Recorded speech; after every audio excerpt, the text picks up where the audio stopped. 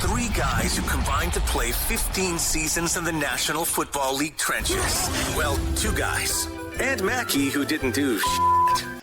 This is the O-Line Committee. All right, no Alex to start the episode here. What are we doing? No Booney to start the episode. We're gonna get into it. He might join halfway through here. It's busy season in the football world with both of your A jobs. Yes. So we're on alert for important calls as we record these podcasts. We will get to Hot Take Tuesday here in just a moment. My friend Jeremiah Sirles, I'm Phil Mackey, Alex Boone the Rhino. This is the O-Line Committee. If you're new, help us get to 40,000 subscribers. We're almost there. Click that subscribe button and the like button on this episode if you enjoy these podcasts, and tell some football-loving friends. And do the same thing when it comes to Underdog. If you're looking to win money while watching football, Underdog is a pretty good place to do just that. It's really easy. You go on the Underdog app, and like I'm pulling up right now, it's week 14 already. Man, life comes at you fast in football. It's ridiculous. So you pull it open here. I'll go to the NFL tab, and well, there it is. There's one right off the bat for Thursday night. George Pickens, 76.5 receiving yards. You take higher or lower on stats like that, and you select multiple players. Get your picks right. You could win up to 5,000 times your cash on Underdog. Here's what you do. Download that Underdog app for the YouTube audience. I'll put this back up on the screen here. And sign up with the promo code OLINE to score $100 in bonus entries when you play your first $5. That's code OLINE on the Underdog app. You can also help the show when you do that. And you get $100 in bonus entries when you play your first $5. Underdog.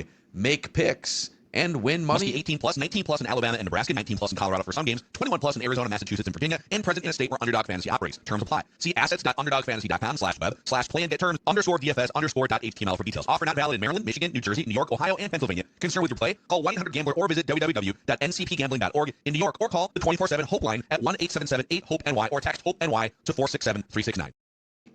Boom! Bang. All right. Bang. Come on. Hot Take Tuesday. What do we got? Hot Take Tuesday. I'm going to throw some hot takes at you. And I'm going to start with this one. I'm ready. The body is willing. The New York Giants should trade for Mike Tomlin. Now, there's some Steelers fans want Mike Tomlin just head like platter, fired. dude. Head platter. Serve him to the wolves.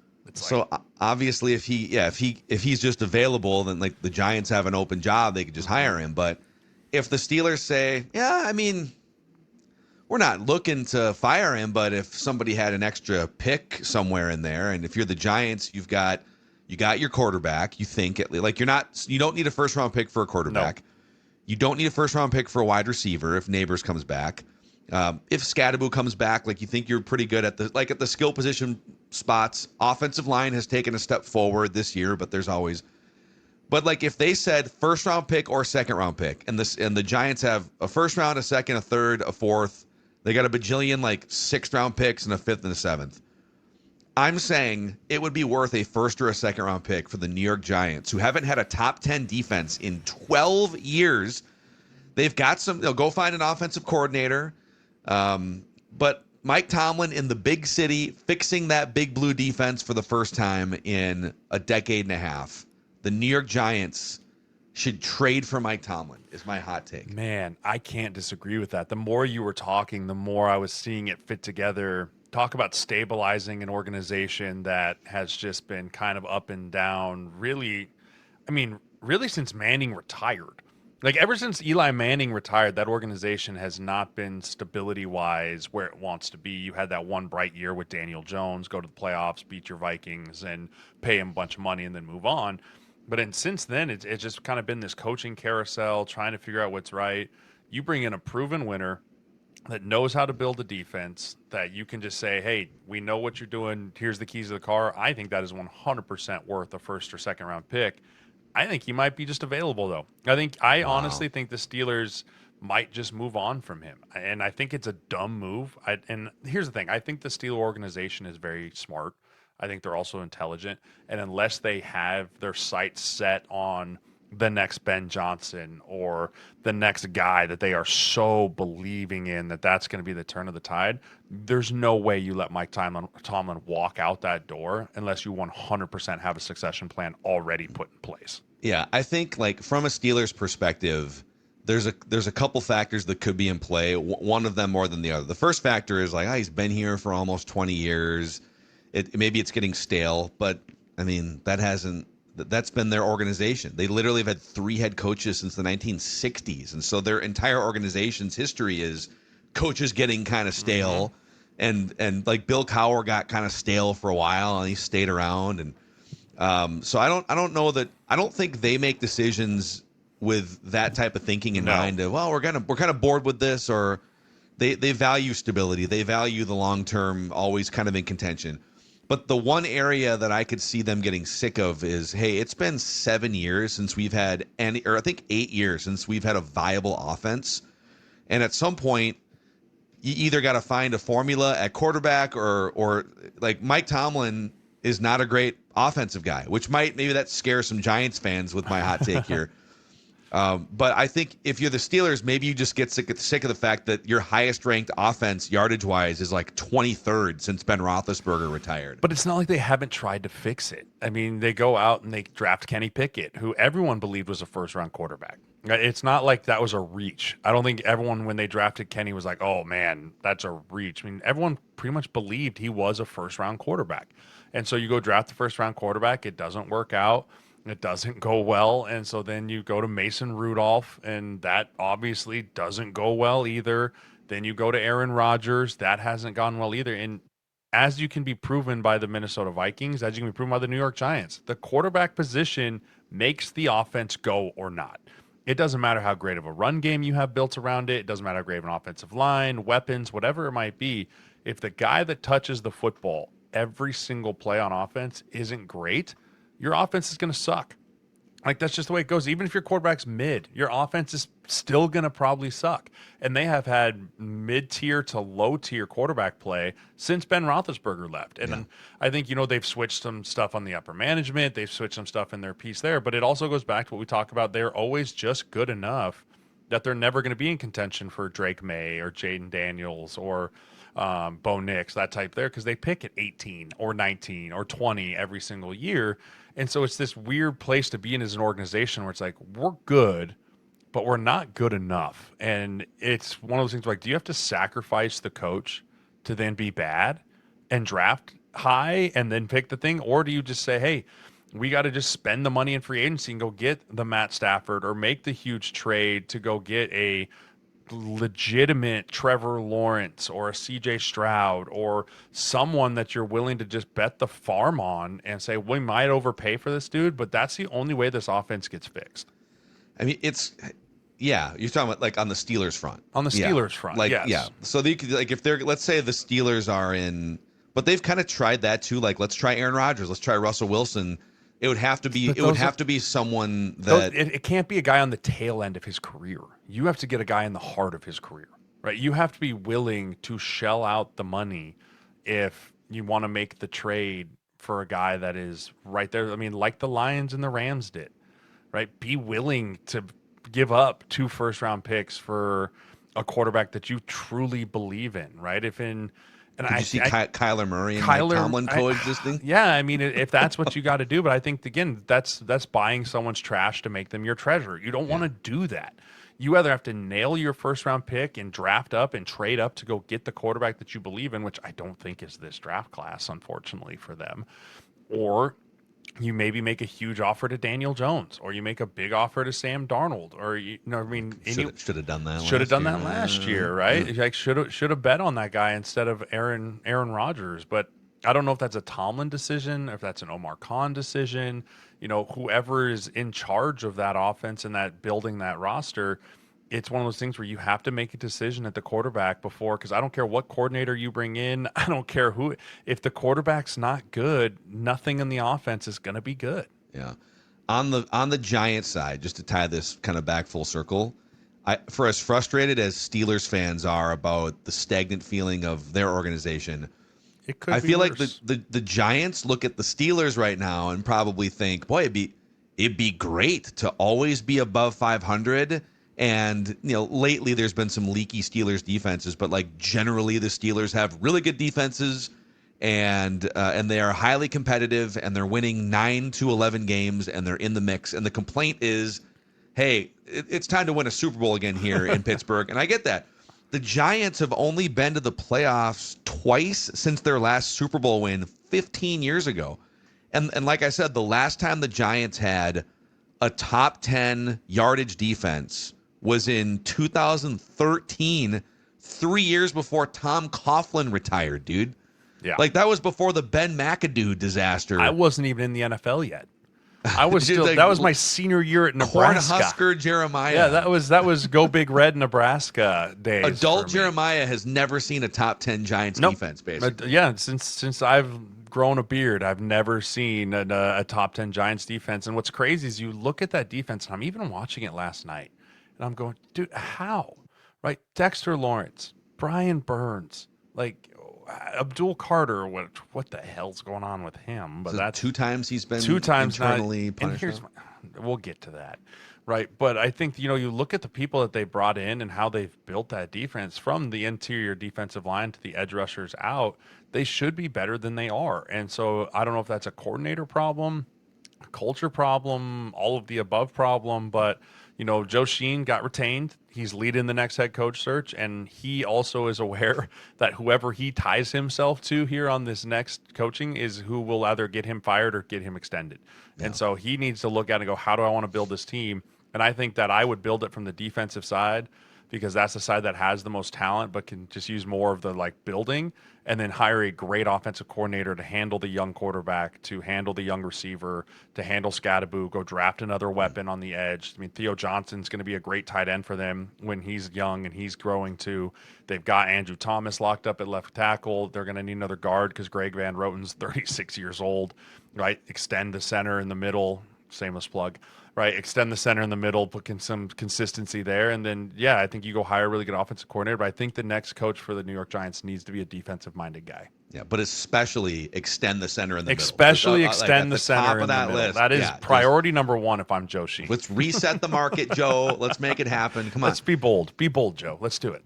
If I could take this hot take a little further, there are 3 other teams.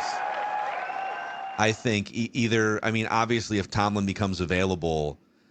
So there's 3 teams I have on my wouldn't it be fun if Mike Tomlin coached these teams list. I think 2 of them only get access to him if he's fired because they're in division. Yeah. The Cincinnati Bengals, because when he got to Pittsburgh, Roethlisberger had already they drafted Roethlisberger 3 years beforehand under Bill Cowher. Yep. And he kind of took his lumps for 40 games, but he got 40 games under his belt and was a fairly ready-made product when Tomlin got there, and then they worked together for over 10 years, right?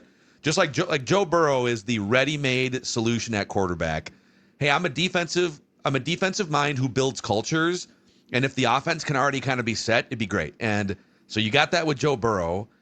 And the defense is terrible and needs fixing, and that's where Tomlin can come in. But so if I'm Tomlin, I don't want to go somewhere where I can't build a defense because I don't have any money. I have no money. I have no cash in hand to go build my defense. Think how much money he's spending on his defense at Pittsburgh right now. I think it's the most in the NFL. It's the most in the NFL. And so are you going to flip that and be like, hey, Joe Burrow, T. Higgins, Jamar Chase, maybe you can have Trey Hendrickson, but other than that, dude, draft. You better draft him because you ain't signing him in free agency. You ain't bringing Cam Hayward. You ain't bringing T.J. Watt. There is no transfer portal. On the other side, Cleveland. They're the other division team. Yeah, you put Mike Tomlin in Cleveland with Myles Garrett and that crew. But again, that would be fun watching those guys collaborate together. Is it that different than what's at Pittsburgh right now? It's you have a quarterback nightmare at the situation, right? Yeah. Pittsburgh's a better situation than Cleveland, right? I mean, by far, better situation. And so if I'm Mike Tomlin, I'm not going in division for a worse situation. That just wouldn't make sense. And again, I think that there's no way unless Pittsburgh let him walk and maybe he had a vendetta that he would do that. I think Tomlin's very similar to, there's certain coaches that like certain things. I don't think he'd want to go somewhere where he's starting over at the quarterback position again. I think if he's going to make a move from Pittsburgh because they fired him or if they're trading him, he doesn't have a choice. But if they fire him, He's going to want to go somewhere that has a solidified quarterback so he doesn't have to do this carousel thing at the QB position. Yeah, I think that's 100%. Which probably is a point against the team I'm going to bring up here, and I will ding myself. I will ding myself for a homer fine here, but wow, I want to lay something out here, and I don't know how much you're not like you played for the Vikings, but it wasn't like you followed the Vikings super closely when you were in high school or whatever, right? But no. So a little story time with I like story time with old Macadac. So back in 2005, the Wilfs took over ownership of the Minnesota Vikings. And their coach at the time was Mike Tice, and they actually almost made the playoffs in 2005. That was the Love Boat season where all the players were like, partying is a PG word for what they were doing was strippers on a boat during Bowie. They were playing with the P words on the boat. Yes, they were. Yeah, yes, they were. And so Mike Tice kind of oversaw this mess and got fired. So they hired. So their first full off season as owners, they hired Brad Childress to be the head coach, and then Brad, with ownership, hired a young Mike Tomlin as the defensive coordinator in 2006. So Mike Tomlin spends 1 year with the Vikings and helps turn them into one of the best run defenses in the league. And he gets an interview with the Steelers as like a 35-year-old or 34-year-old. And everyone kind of thought, it's a cool deal. I don't know. Maybe they're just like checking a box, but he impresses so much in that interview that the Steelers hired him as head coach after 1 year as coordinator in Minnesota. And I can tell you, Mike Tomlin has been viewed for many, many years at many different times as the one that got away because, they weren't in a position to say goodbye to Brad Childress after 1 year and make that flip. But it was like, Tomlin went on to win a Super Bowl while Brad Childress winds up getting fired 2 years later. And what if it had worked out the other way where you had – so there's always been this thought in Minnesota of they were on to Tomlin early as a coordinator. He was the one that got away. And I'm telling you, if he were to get fired by the Steelers, and there was that weird report 11 months ago, came out of nowhere that Kevin O'Connell, it came from O'Connell's camp, that, there's some teams reaching out about a trade for O'Connell, and there's some tension behind the scenes right now. If Tomlin became available, I'm just saying, it's a conversation. Stop. In Minnesota. Are you that out on the coach of the year already? I'm not out. Fire out. Boone's walking in Boone's what are walking you guys in talking what about the right hell now? are you idiots talking about? Boone, let me catch you up. Hot Take Tuesday started off with, I think the Giants should trade for Mike Tomlin, and has devolved into my Vikings. Yeah, it's dissolved into Mackey wants to trade Kevin O'Connell for Mike Tomlin. In fact, so hold on. That's a great hot take. Right now, if you were to ask both teams, hey, Vikings, Steelers, how would you feel about a coach swap? KOC goes and fixes the Steelers offense. Aaron Rodgers stays another year. And Tomlin comes back home to the Minnesota Vikings where he was in 2006. I think Tomlin would strangle 9. I think. Well, you might have to get a new Mac Jones. I could see Tomlin as he walks out there and Nine's doing his Zen thing before the game, just slamming his head against the pole 2 or 3 times. Get up, get ready to go play. Knock off your Zen nonsense and get ready to go throw a football. Again, I don't know. I can't say that I wouldn't. I think that'd be incredibly interesting. I think you stumbled into a great one there. I was thinking more I don't know, indirectly, but you're doing a straight up trade. Straight up trade, right? Straight up, hey, Kevin O'Connell for Mike Tomlin. I would take Mike Tomlin. If I'm the Minnesota Vikings, I would take Mike Tomlin over Kevin O'Connell. What did I just walk into? What are you guys so mad as you're now out on the coach of the year? Jesus. I'm not out on the coach of the year. I'm just looking at a proven Super Bowl winning coach that can come in and steady the ship versus Kevin O'Connell, who's a younger head coach. And yeah, he was coach of the year and things gone well. I'm taking the proven veteran every single time over the young player. And you cannot disagree with me on that. Wow. Boone. Wow. I don't know what to say right now. What the hell did I just walk into? You want to do coaching? I just laid it out for you. I just laid it out for you. Be saved somehow. If you're the Minnesota Vikings, and you get said all things equal right now, you could have Mike Tomlin or Kevin O'Connell. Who do you take? I take Mike Tomlin. Man, I don't know. That's a good question. I would have said why O'Connell are you taking 6 months ago. Why are you taking Mike Tomlin though, Mackey? I think so. A couple things. there's two different answers here. There's my original hot take was through the eyes of the Wilf ownership group that loved Mike Tomlin when he was a one-year coordinator, their first full year as owners. And there's always been a thought in Minnesota that, man, that the Mike Tomlin's like the one that got away. That they identified him early, and then the Steelers poached him as a head coach. So like if he became available ever, and he hasn't been since he left the Vikings, he has not been available. That I think that would be an interesting conversation behind closed doors. I also think Tomlin, especially with like a new locker room and everyone's ears are fresh, is a great culture builder, man. Like imagine if it's like the message isn't stale anymore too. And that's why I brought the Giants up. I think he'd give, all right, Giants, you want a leader of men and a guy that's going to give you a top 10 defense for the first time in a decade and a half. Here's your guy, whether it's via trade but if you're the Steelers and Steelers fans right now, and you ask them, would you rather have Kevin O'Connell with this terrible offense you've had for 8 years, Steelers, or another year of Mike Tomlin? I guarantee you Pittsburgh would say Kevin O'Connell. They would say KOC for sure. I just don't. The grass is always greener, man. I know. It's and always greener. It's not, though. And I don't know that, like, either of them is really to blame. I'm going to continue to die on this hill. It's all about the quarterback play for both of them. It's exactly based what I on said. And it's 100% because there's not enough good quarterbacks. And I can't believe I'm saying that because there's only 32 teams, and we're like, there's not even enough sufficient guys to supplant that many teams. And we're looking at this going, well, it's the coaches. It's not the coaches. It's the fact that Tomlin's kind of been handcuffed to this offense that is so stale since 4, 6, 8 years ago. It hasn't been good forever. And so his defense is eventually going to crack. It's going to just fall on top of itself. It's imploding as we speak. Cameron Hayward's already the first domino to fall. And it's like, okay, now one of your leaders is fucking going nuts. How do you calm the whole room down, right? Because everybody in that room has to show who the most respect. Cam. And so now everyone's like, shit, Cam Spurs, what are we doing, right? And over here on the flip side, KOC's like, why can we not just throw the fucking ball? Like, I just want you to throw it to the guy in purple.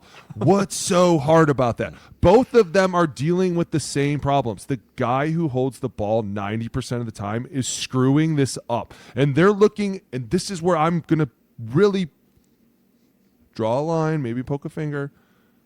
It falls on the GM. It's all on you. Where are you to be like, hey, man, this is good talent, right? Like, this is a good quarterback. And it's like, we went over yesterday why JJ was a bad pick.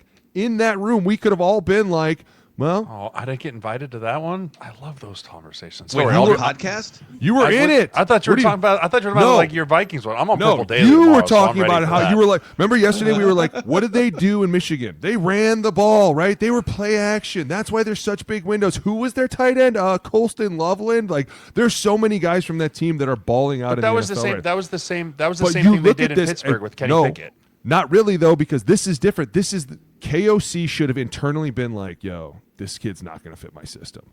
Red alert. This dude doesn't fit my system. Here's what we do. We trade the whole fucking enchilada for number 2 or 3 to get Drake May. Dude, you know what they tried to do? What's crazy about that is, so a year and a half ago, they tried to get up for Drake May, and we all know they tried to trade for Justin Herbert.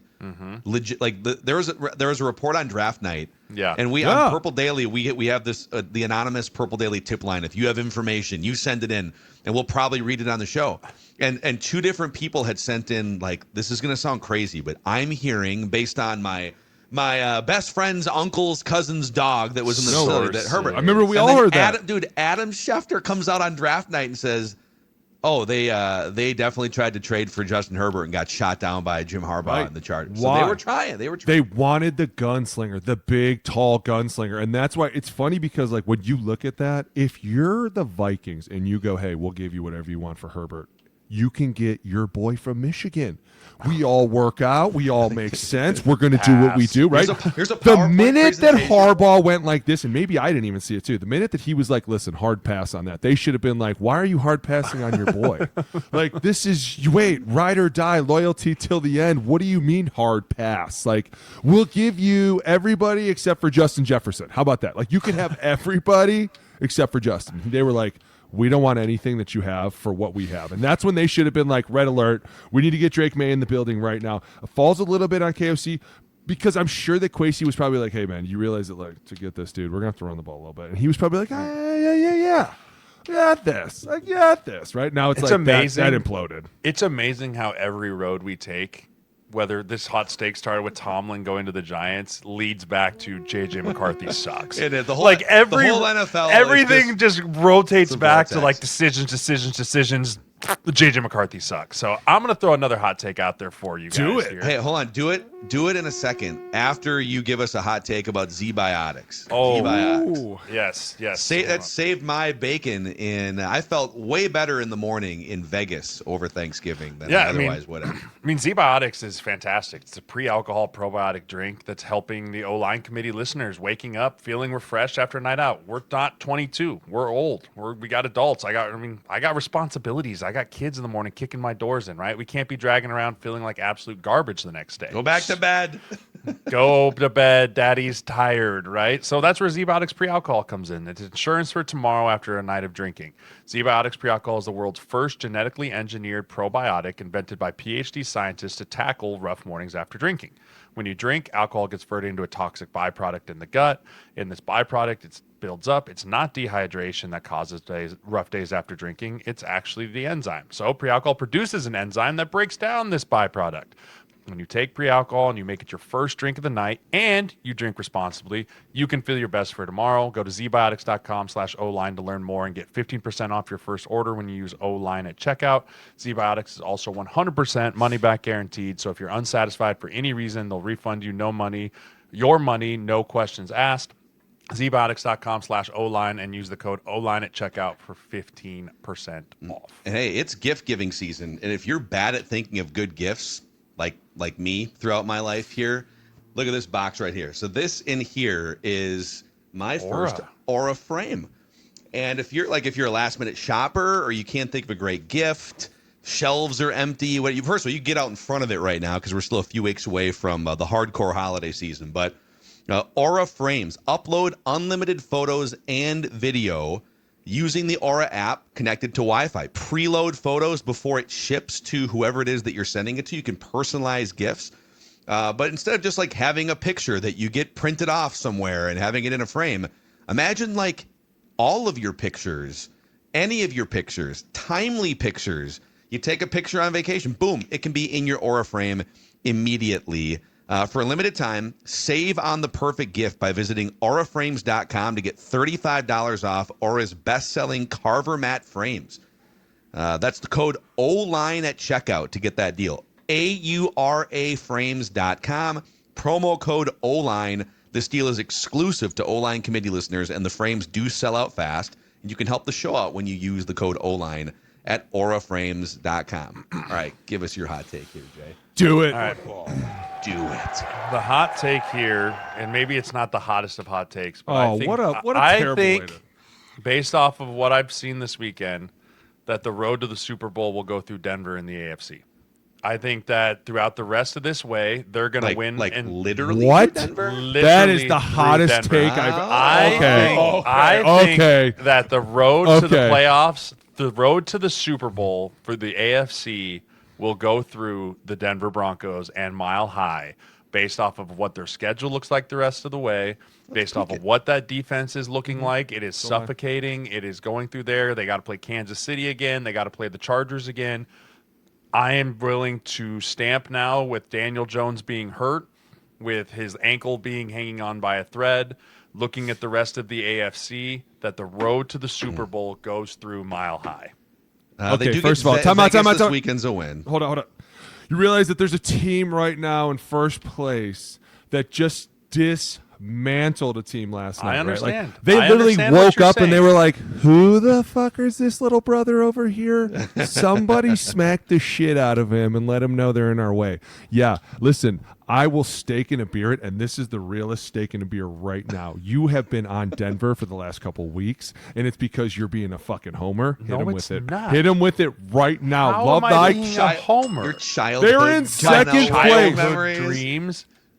Oh, you're going to rely on your childhood dreams right now? No, I'm not. I'm relying on Sean Payton. This is his childhood team. I am relating on Sean Payton and that defense. They will be the ones. They will be the ones that lead the road to the Super Bowl. They're going to clinch the number 1 seed in the AFC, and the road to the Super Bowl will go through Denver. And all right, so it's a official stake in a beer. Oh, it's official. Like Broncos we're in this. Will get number 1 seed in AFC. And the Colts are toast. The Colts are toast with Daniel Jones' leg being broken. They're going to make the playoffs, but I don't see them being the best team in the AFC when their quarterback can't move. Well, that's just a big problem. Wait, is the stake in a beer that the Broncos will host the AFC Championship game, or that they will get the 1 seed? The 1 AFC seed. Championship game. No, the 1 seed. He's saying the whole thing rolls. The whole thing has to go through Denver, right? That's why. That's what he means. Maybe they don't make the AFC, not but literally, maybe, not literally, but they will host. They will be the 1 seed, and everyone will say the road to the Super Bowl goes through Denver. I am totally in this. And you're saying it's gonna be New England? I'm gonna say I'm gonna take the field. I'm gonna be like you. I'm gonna take the field. But here's the problem. That's true. You do get the field, technically. You get the field a lot. That's fine. What was it, Sunday night when I was watching Marcus Mariota, and I was like, okay, listen, if they pull this win off against one of the baddest defenses, if it weren't for Nick Bonito jumping up 12 feet in the air and batting that ball down. Ifs and buts were candy nuts. Okay, Christmas that's every fine. day. That's fine. I just can't put my stake on that they're going to be the number 1 seed going in when it's like, man, yeah, they're battle tested. They've had big wins. They've had blowouts. They've found ways to come back in the fourth quarter.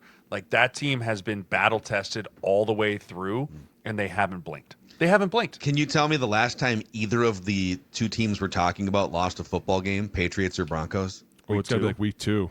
Week 3. They were both 1. They were both 1-2. And they've been on a roll, both of them. They're both of them are on an 11-game win streak. Hey, that would be an exciting game because watching those 2 quarterbacks from that same draft, like, dude, if you go back and do that draft right now, Caleb, right?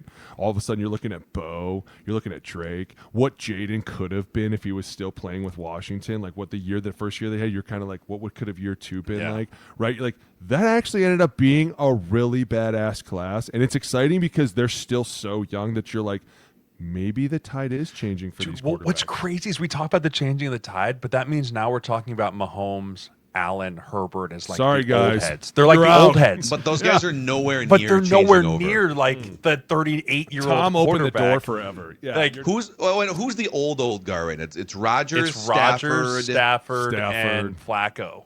Flacco, I guess. Yeah. I mean, but then if you kind of go the next step down, it's Russell Allen, Wilson. it's Allen, Baker, Dak, Lamar, Mahomes. Like, that's like that mid-tier, but like there's the quarterback play in the NFL has never been more fun since I can remember growing up. Like, from across the board. And then even like the young guys that we're not sure if they're good yet, they're just awesome to watch. Like Jackson Dart, I've got 5 concussion checks this year, and I'm still. He's got to take care of himself. Please step out of bounds. Please take care of yourself. As an O lineman, I'm watching this like, dude. By the way, when I saw J Mike jump in there, dude, I could tell you were nervous because I know I've been on the other end of that where your agent's like, "What the fuck are you doing? Now we got to sit in on this meeting with Derek Brooks." I was just my biggest thing. I was like, just don't put him on the ground. Just don't put him on the ground. Just don't put him on the ground. Because I was like, J Mike, I was like, if you run him out there, face. I was like, if you just run him out of there, I was like, if you just run him out of there, it'd be fine. I was like, you power bomb him like into the net or something. Like, we're gonna be on the phone with John Runyon. Like, that's just by the way, happen. Runyon, you son of a bee. It's on now. By the way, Runyon used to, and that was what was like so funny is you'd get on the phone with him and be like, John, how did this happen? Yeah, how did this come full circle? Dude, my favorite's this? When like people be like, "Oh, you're doing the discipline rules," and it's like the video of him just like torpedoing over the pile and spearing a guy in the chest. And it's like, "Oh yeah, you're head of handing out discipline fines now." That makes sense. To be fair, if there was anyone I wanted to give me like a $15,000 fighting fine, it would have been John Runyon, because when him and Strahan went at it, like I don't think they could ever be in the same room together still, because they would just go at it. And so he'd like, at times I'd be like, so like, are you impressed? Are you not impressed? Being as that you used to fight a Hall of Famer all the time, like, did you think this was a cool fight? He'd be like, I think it was stupid and unprovoked. And I was like, okay, cool, got it. All right, let's have my check. Back to my hot take here. Do you have the schedule pulled up, Mac? Yeah. Which one? The Broncos schedule? The Broncos, the road to the Super Bowl. Well, they have one guaranteed win this weekend at the Raiders. Yep, that's a W. So that takes them to what? That's 11-2. That's 11-2. Yep. And then it's home against Green Bay in Week 15. Home against Jacksonville. Ooh. at Kansas City on Christmas, and then Dude, home against the Chargers. You're crazy. You think they're just going to run through this schedule? By the way, Jacksonville's But- number 3. Why wouldn't Hold on. The Patriots, on the flip side, Okay. here's the Patriots schedule. So they get the bye week. They have as late of a bye as you've ever had in the NFL here. Week Week 21. We're still doing buys apparently this late. But then they go home against Buffalo, who's looking for their win back or their loss back or whatever, right, from the game early in the year. Get some. At Baltimore, desperately fighting to get into the bracket. So these are 2 real tough games out of the bye. At the resurgent New York Jets in week 17, and then home against Miami. That's going to be Dude. Miami playing I'm in winning 20-degree temperatures. We'll so. see. Listen, here's what we're going to do. For 2-2. all those listening right now, listen to me. When All I right, so win put this your stake bet- and a beer on the Patriots Ready? then. Watch this. We are going to go to Drago's. We're going to Drago's in New Orleans. And you're buying us Why are we going oysters to New Orleans? because it is the greatest oysters. So The now Super this- Bowl this- is not we're in New Orleans. Yes, Yeah, we're we're going on a road trip. That's so what this steak and a this beer steak is and a for. beer is now requiring me getting Dragos. on a plane. I'm Yeah. out. I'm out. I'm not making That's that what's bet. so fun about this is that we're like, hey, I'm in New Orleans. You owe me that fucking Dragos. Let's go Why are we right in New Orleans? now. Yeah. Because Jeremiah Phil, we're lost going the to steak New and a beer Orleans. bet. Shut up. Anyways, yeah, I still think Denver wins it. I still think Denver has the 1 seed going in. Okay. Going into the playoffs. Okay. All right, boys. There we go. We have a limited window to record today, so I feel like we should put an end to this and get to our Bears film breakdown for people to consume. The Bears ran the ball. I'm not sure if you heard 472 times against the Eagles the other day, and we're gonna break down all of them. But So excited. don't forget, click that subscribe button, the like button here. Happy Hot Take Tuesday to all who celebrate. And we'll see you for our official picks for this weekend's game on Thursday. O-line committee, Booney, Jay, Phil. See you guys.